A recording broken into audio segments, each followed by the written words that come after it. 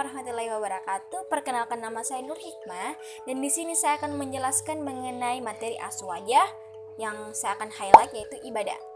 Nah, apa sih itu ibadah dan apa pentingnya bagi kehidupan kita melaksanakan ibadah tersebut? Pengertian ibadah secara etimologi berarti merendahkan diri serta tunduk. Sedangkan menurut syarah memiliki banyak pengertian.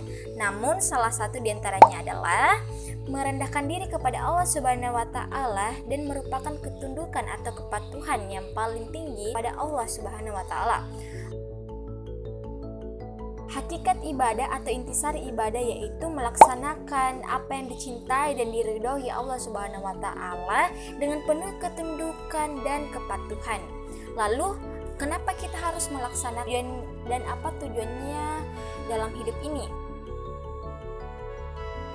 Nah, tujuan ibadah atau tujuan kita melaksanakan ibadah adalah untuk membersihkan jiwa dan raga dan menyucikannya dengan cara mendekatkan diri kepada Allah Subhanahu wa Ta'ala dengan cara sholat, mengaji dan sebagainya, agar kita bisa mendapat ketenangan jiwa dan bisa menjalani hidup dengan tenang.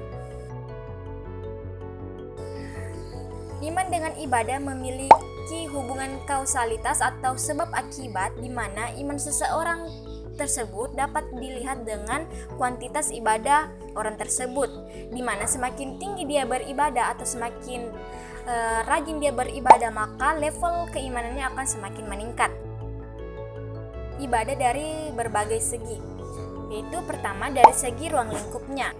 Yang pertama, ibadah khasah, yaitu ibadah dan ketentuan cara pelaksanaannya telah diatur oleh Nas seperti zakat, ibadah haji, dan sholat. Lalu ibadah ammah, yaitu semua perbuatan baik yang dilakukan semata-mata hanya kepada Allah Subhanahu wa Ta'ala dengan mengharap ridhonya, seperti makan dan minum, bekerja, berlaku adil, berbuat baik kepada sesama saudara. Nah, ibadah dari segi bentuk dan sifatnya. Yang pertama, ibadah berupa perkataan atau ucapan lidah seperti tasbih, tahmid, tahlil, dan mengucapkan perkataan baik seperti membaca hamdalah ketika bersin. Lalu yang kedua, ibadah berupa perbuatan seperti menolong orang yang karam atau orang yang dalam kesusahan, berjihad di jalan Allah. Yang ketiga, ibadah yang bersifat menggugurkan hak seperti membebaskan seseorang dari perbudakan dan memaafkan kesalahan orang lain ketika dia berbuat salah kepada kita atau menzolimi kita. Ya, kita harus ikhlas. Yang terakhir, ibadah dari segi sifat, waktu, dan rukunnya. Yang pertama, muaddah, yaitu ibadah yang dikerjakan dalam ketetapan syara. Yang kedua, makdi, kebalikan dari muaddah, yaitu ibadah yang dilakukan setelah waktu yang ditentukan syara.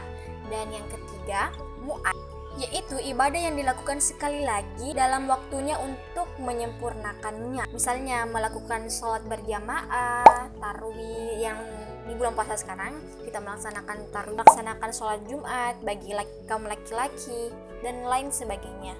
Nah, demikian penjelasan saya mengenai ibadah. Semoga bermanfaat bagi kalian dan sampai jumpa.